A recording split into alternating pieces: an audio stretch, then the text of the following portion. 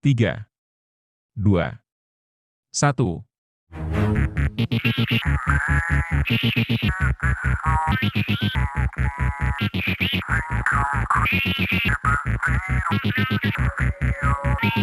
Halo teman-teman, untuk kalian yang tidak menyukai audio ini, kalian bisa mengecilkan atau mematikan suara audionya di handphone teman-teman semua.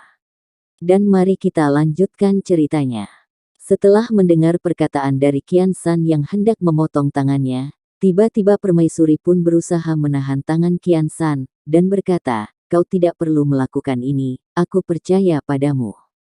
Mendengar perkataan Permaisuri yang mempercayainya, selain menangis karena bahagia, Qian San tidak mengatakan kata-kata apapun. Permaisuri berjalan kembali ke arah meja riasnya dan berkata, "Kejadian yang terjadi hari ini, bukanlah sepenuhnya kesalahan dari penjaga rahasia. Coba kau selidiki kejadian ini, mungkin ada seseorang yang membocorkannya." Dan saat Permaisuri duduk di meja riasnya, Permaisuri menyuruh Qian San untuk membantunya mengubah warna rambutnya, dan Qian San menurutinya.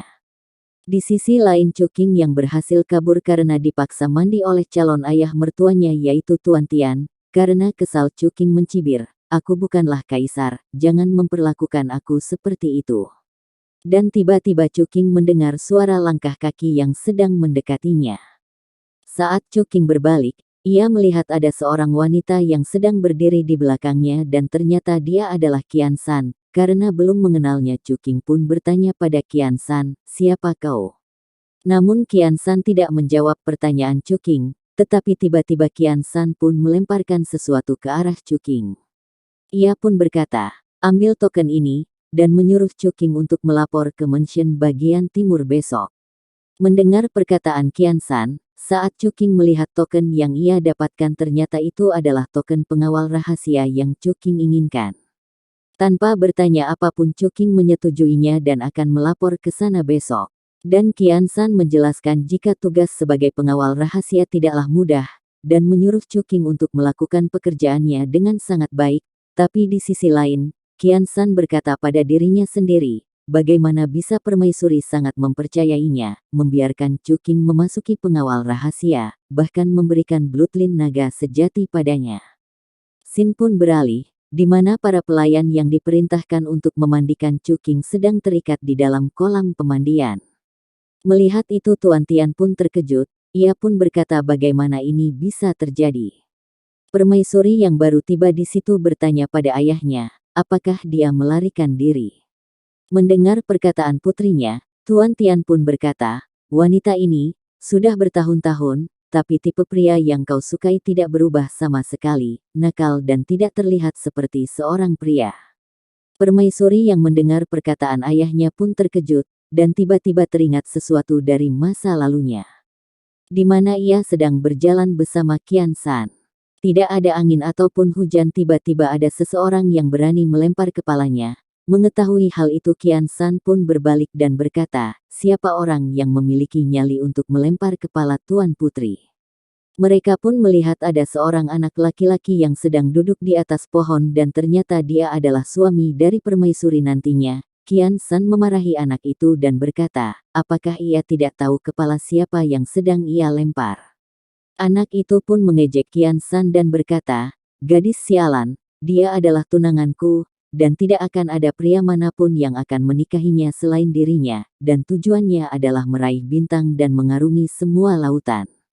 Mendengar perkataan di masa lalunya, Permaisuri tersenyum dan berkata kepada ayahnya, jika ia juga tidak mengetahuinya, dan mengatakan jika mereka berdua sangat mirip. Scene pun beralih, di mana Cuking kembali ke rumah yang baru saja dibelikan oleh Tang Ziyan. Karena memikirkan kejadian sebelumnya tanpa permisi dan memikirkan sekitar, Cuking pun membuka pintu rumahnya. Ruangan pun sangat gelap. Cuking berusaha menyalakan lampu di rumahnya. Namun tiba-tiba saat lampu menyala, Cuking pun terkejut karena di dalam ruangan itu sudah ada Tang Ziyan dan juga Ye Chenxi. Cuking berteriak layaknya melihat hantu. Tang Ziyan berkata, jika mereka berdua saat ini sangat mengkhawatirkan keselamatannya, tapi Cuking malah menikmati kehidupan yang bahagia di dalam istana. Dengan wajah khawatir, Ye Chenxi berkata, jika dia mengetahui Permaisuri membawanya, saat Chuking sedang terluka, namun setelah itu tidak ada kabar lagi darinya. Chuking meyakinkan mereka, jika ia terluka saat ingin menyelamatkan permaisuri, dan permaisuri membawanya karena ingin menyelamatkannya. Kemudian Ye Chenxi memberi tahu Chuking, jika Jiang Lian sudah menghilang selama 2 hari, dan sedang dicari oleh semua orang. Chuking pun terkejut. Ia pun langsung mengeluarkan gelang ajaib yang diberikan oleh Jiang Lian padanya. Melihat itu, Tang Ziyan dan Ye Chenxi pun terkejut dan berkata, sebenarnya apa yang ada di tangan Chuking? Tanpa jawaban Chuking pun langsung berbicara pada gelang itu, namun mengetahui Chuking yang berbicara sendiri Tang Ziyan dan Ye Chenxi pun terkejut. Sin pun beralih, di mana Jiang Lian sekarang sedang berada.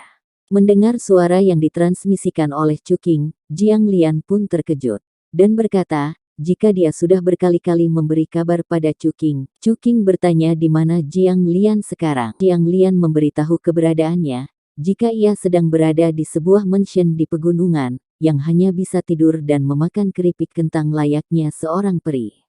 Mendengar perkataan Jiang Lian, Chuking pun berkata, jika begitu ia bisa terus berada di sana tanpa repot-repot mengkhawatirkan kehidupan di sini. Sontak Jiang Lian pun menjerit dan berkata, jika ia tidak mau terus-terusan berada di sini dan meminta Chuking untuk menyelamatkannya. Dan cerita pun bersambung.